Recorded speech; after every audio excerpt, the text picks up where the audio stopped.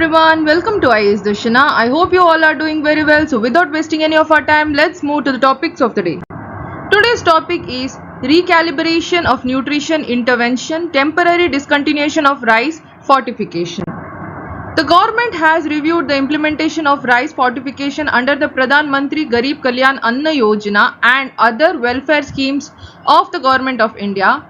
Based on this review, it has been decided to temporarily discontinue the process of rice fortification under PM, GKAY and allied schemes until a more effective mechanism for delivery of nutrients to beneficiaries is identified. A study was assigned by the government to IIT Kharagpur to access the shelf life of fortified rice kernels and fortified rice under actual storage conditions in diverse agroclimatic zones in the country. The report concludes that factors such as moisture content, storage conditions, temperature, relative humidity, and packaging material critically influence the stability and shelf life of FRK and FR. They are susceptible to micronutrient reduction and shortening of shelf life during prolonged storage and routine handling.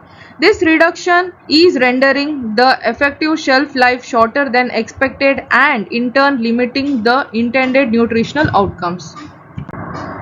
Considering procurement volumes and annual offtake, rice remains in storage for 2 to 3 years against an annual allocation of 372 LMT under PMGKAY and other welfare schemes.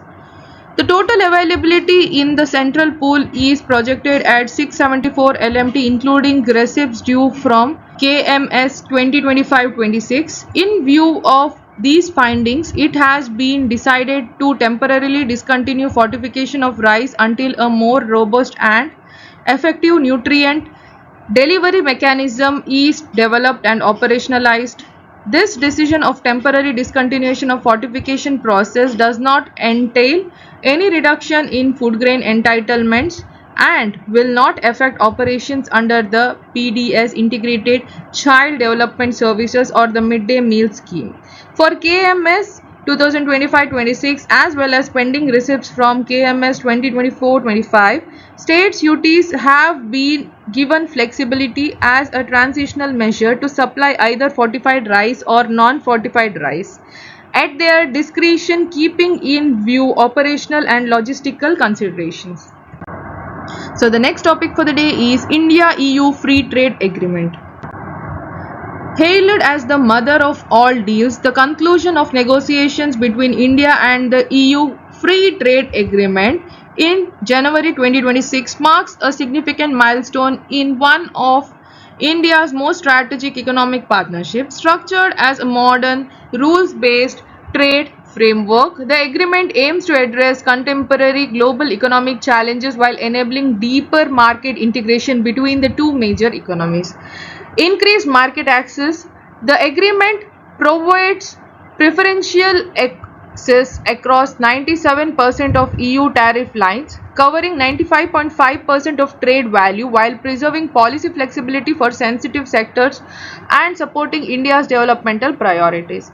Immediate duty elimination. 70.4% of tariff lines accounting for 90.7% of India's exports will see immediate duty elimination, benefiting labor-intensive sectors such as textiles, leather and footwear, tea, coffee, spices, sports goods, toys, gems and jewelry and selected marine products.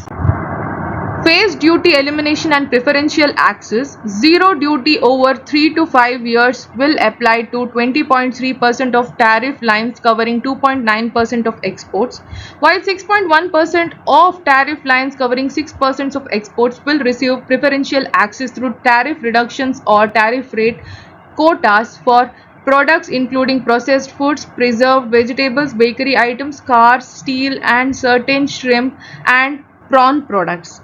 Boost to labor-intensive industries. Labor-intensive industries such as textiles and apparel, marine products, leather and footwear, chemicals, plastics and rubber, sports goods, toys, gems and jewelry accounting for exports exceeding rupees 2. 87 lakh crore, will gain competitiveness, deeper integration into European value chains, and generate employment as duties move to zero. Market access in service. The EU has extended commitments across 144 subsectors, including IT, ITES, professional, educational, and business services, providing Indian service providers a stable environment to expand exporters and support innovation, productivity, and business growth across both economies. So, this is it for today. Thank you for watching. If you like the video, like, share, and subscribe. Thank you. Have a very nice day.